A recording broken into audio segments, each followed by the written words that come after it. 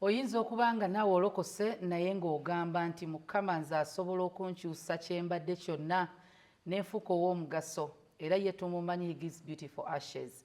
Era njagala okulekera bw'osoma ku kitabo kya Joshua tandikira gye kitandikira olabe mulimu omukyala bw'otandikira ku chapter 2 mulimu omukyala eyali malaaya ng'ayitibwa Rahab. Omukyala oyo yali malaaya naye olunaku olwaleero twogera ku Mukama waffe Yesu Kristo. Rahab bwe yafumbirwa tufuna omwana ayitibwa Boaz ng'ava mu malaaya. Boaz n'azaala Ruth n'awasa Ruth. Mweyo family mwe mwava Jesse taata wa Dawudi.